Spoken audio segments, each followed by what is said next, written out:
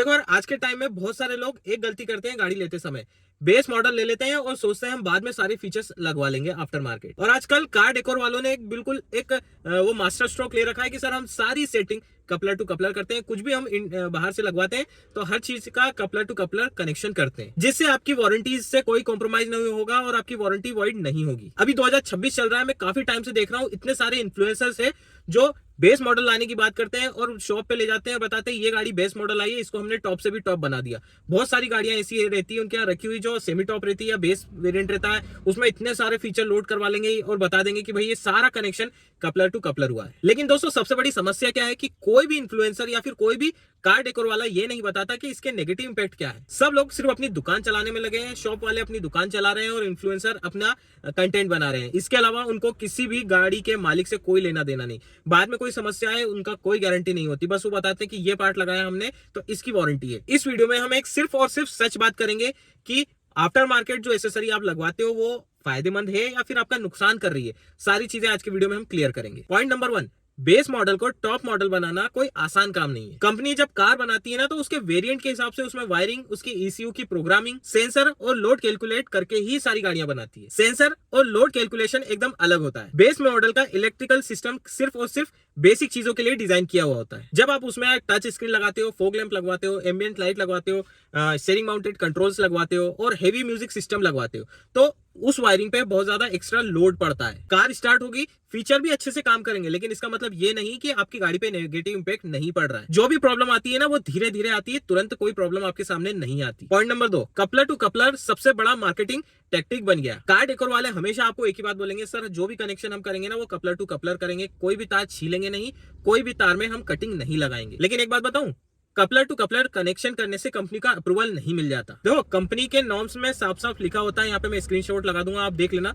कोई भी पार्ट जिसमें कंपनी के अप्रूवल के बिना या फिर कंपनी फिटेड के अलावा कुछ नया काम आपने बाहर से करवाया है तो ये निश्चित है कि आपकी उस पार्ट की या फिर उस वायरिंग की या उस वायरिंग से कनेक्शन जो भी पार्ट होता है उनकी वारंटी वॉइड हो जाएगी। और फ्यूचर में उस कनेक्शन की वजह से किसी भी पार्ट में कोई दिक्कत आती है, मान लीजिए ईसीयू खराब हो जाता है, ईसीयू से बहुत सारी चीजें चलती हैं, मान लो हॉर्न आपने चेंज करवाया या फिर म्यूजिक सिस्टम लगवाया, म्यूजिक सिस्टम के केबल कनेक्शन अलग होते हैं, बेस ट्यूब लगवाते हैं उसके केबल कनेक्शन होते हैं, तो उन केबल की वजह से आपके इलेक्ट्रिकल किसी भी कंपोनेंट में दिक्कत आती है और आप फ्यूचर में आप जाते हो क्लेम लेने तो वहां पे आपकी वारंटी वॉइड कर दी जाएगी, आपका क्लेम रिजेक्ट कर दिया जाएगा। सर्विस सेंटर वाले ये बिल्कुल नहीं देखेंगे कि आपने तार काटा है या फिर छीला है या फिर नहीं छीला है। वो देखेंगे कि कंपनी से बाहर किसी भी चीज का काम कराया गया है और उसी चीज की वजह से दूसरे कंपोनेंट में दिक्कत आई है तो वो आपकी वारंटी रिजेक्ट कर देंगे, आपका क्लेम रिजेक्ट कर देंगे। ये चीज नोट कर लो। Point number 3, warranty partially void नहीं होती है। दोस्तों पूरा खेल इसी चीज का है। लोग सोचते हैं मैंने तो म्यूजिक सिस्टम ही चेंज कराया, इसकी वजह से जरूर थोड़ी ना कि मेरे इंजन की भी वारंटी खत्म हो जाएगी।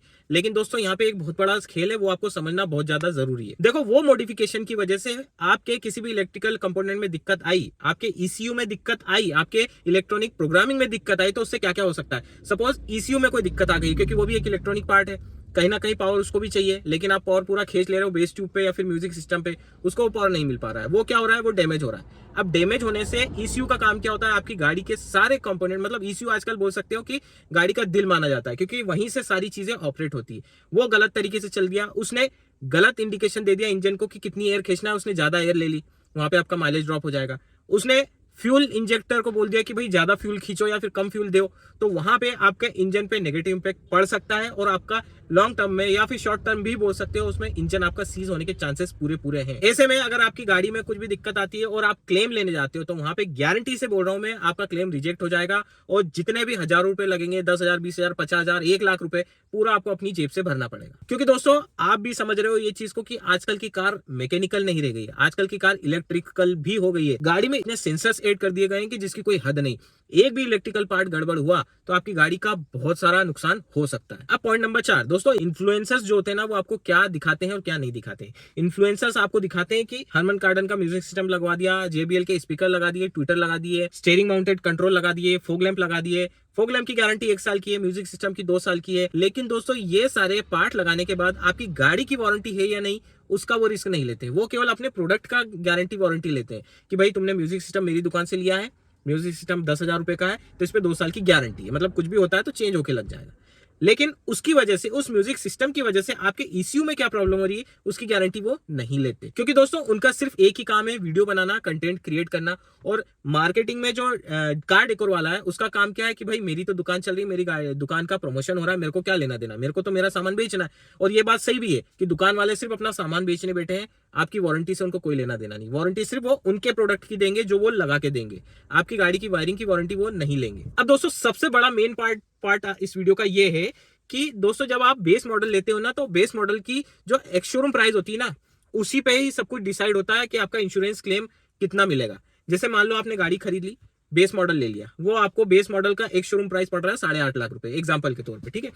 अब आपने उसमें 3 लाख रुपए की एसेसरी लगवा ली।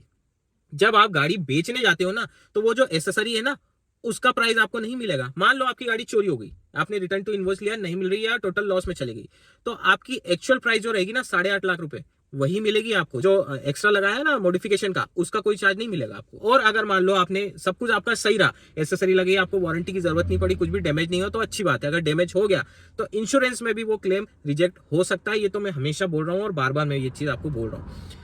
कोई भी इंश्योरेंस कंपनी आपके मॉडिफिकेशन का इंश्योरेंस नहीं करती। आपकी गाड़ी टोटल लॉस में भी जाएगी तो आपको केवल एक शोरूम का प्राइस मिलेगा। इसीलिए दोस्तों मैं हमेशा बोलता हूं कि आप बिल्कुल भी बेस मॉडल मत लीजिएगा। बेस मॉडल में आपको सिर्फ इंजन, स्टीयरिंग, सीट, सारी चीजें मिलती है, लेकिन इसके अलावा जो एडिशनल फीचर होते हैं, सेफ्टी फीचर में तो बहुत कुछ आजकल बेस मॉडल में मिल जाते हैं, जैसे 6 एयरबैग मिल गए, ABS, CBD, ESP, ये सारी चीजें तो मिल जाती है। लेकिन इसके अलावा जैसे म्यूजिक सिस्टम हुआ, फोग लैंप हुआ, स्टीयरिंग माउंटेड कंट्रोल हुआ, अगर सनरूफ चाहिए तो सनरूफ हुआ, ये सब चीजें बाहर से लगवाओगे तो गारंटी है आपकी वारंटी वॉइड होना निश्चित है। तो इसलिए मैं आपको हमेशा बोलता हूं कि गाड़ी में पैसा इन्वेस्ट कर रहे हो, गाड़ी में पैसा इन्वेस्टमेंट तो नहीं बोलूंगा, एक खर्चा ही बोलूंगा मैं। अगर गाड़ी में खर्चा कर रहे हो तो गाड़ी ऐसी लो जिसमें सारे फीचर आपको कंपनी से फिटेड ही मिल जाए। जैसे मैंने ये गाड़ी ली नेक्सॉन प्योर प्लस एस, मेरे को जो चीजों की जरूरत थी वो सारी चीजें मेरे को इसमें मिल गई। सनरूफ मिल गया, 10.2 इंच का डिस्प्ले मेरे को मिल गया, Android Auto, Apple CarPlay, wireless मिल गया, स्टीयरिंग माउंटेड कंट्रोल मेरे को मिल रहा है। तो मैं बिल्कुल भी आफ्टर मार्केट कुछ लगाने वाला नहीं हूँ। मैं आपको भी बोलूंगा कि आप ऐसा ही वेरिएंट चूज करें जिसमें वो सारे फीचर आपको मिल जाए जो आपको चाहिए। हो सकता है आपको बजट 10, 20, 50 हजार रुपए बढ़ाना पड़े, लेकिन वो आपके लिए वर्थ होगा। बेस मॉडल लेकर के तुरंत टॉप मॉडल बना लेना वो एक रिस्क की चीज है। हाँ, आप 3 साल बाद या 4 साल बाद चीजें करा रहे हो, एक वो बात अलग है, जब तक कि आपकी वारंटी खत्म नहीं हो जाती। लेकिन जब तक वारंटी है तब तक मैं तो आपको यही बोलूंगा कि आप कुछ भी बाहर से फिट मत करवाओ।